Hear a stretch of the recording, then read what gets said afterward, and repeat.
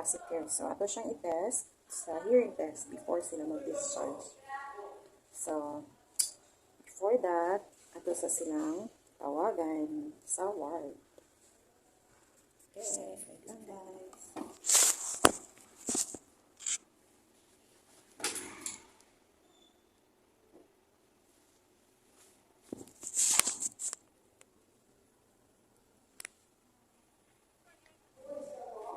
Hello ma'am, good afternoon sa hearing center ni ma'am. Alas 3 na may panaog tong baby ma'am ha. Mag-prepare na ako. Thank you. So, ayan na guys. Ako nang ipanaog. So, mag-prepare na ako. Mag-ilis na pagtaod na. Ito na kayong COVID. Almost 2 years na nilabay. But still, napagyapon siya din ani sa tong napagyapon siya ga-exist. Pagyapon siya. So, nagyapon ta kumpiyansa. We still need to protect ourselves para di ta mataklan sa COVID. Kay napatay mga anak, patay pamilya nga ulion. So, we have to protect ourselves with. Okay, so, pila kami minuto karon, manaog na to si baby.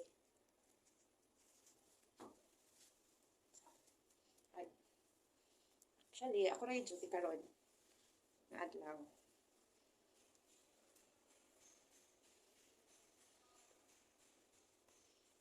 Okay.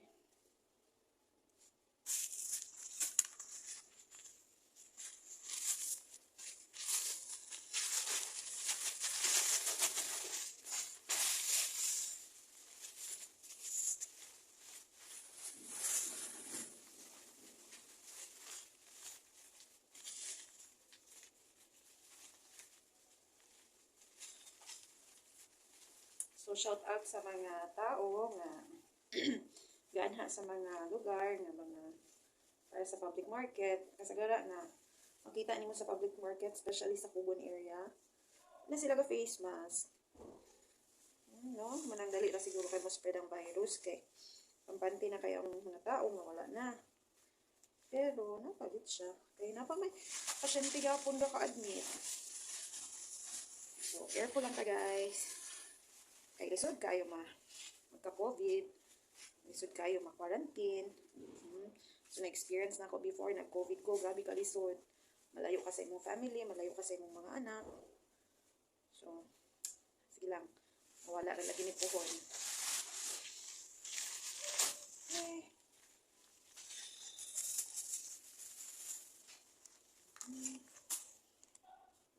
And, ready na ko guys. Gloves na ko lang.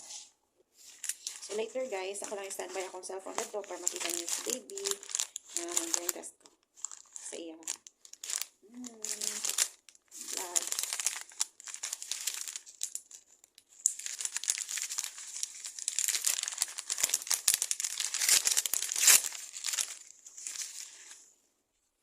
So guys, dali na ako siya palingkod niya.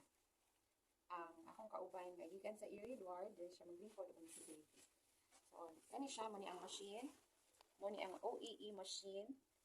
Muni nga machine ang detect sa hearing sa baby.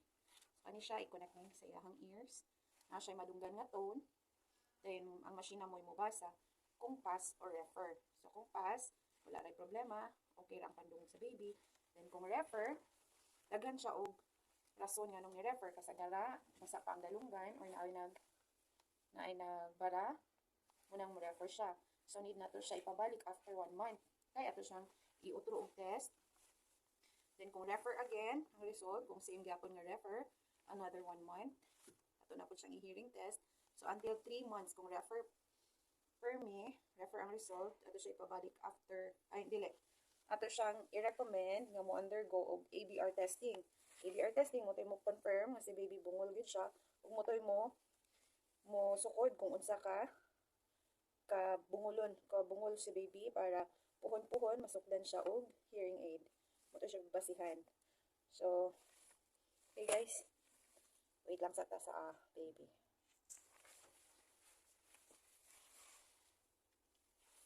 Yup. Oh. Ano talikod?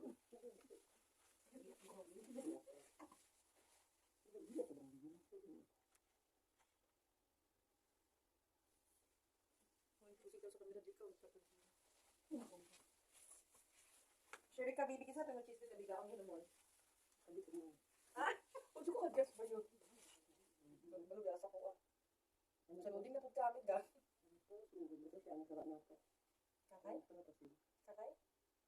Kakay? Sikahan mo na po sa ito, di ba?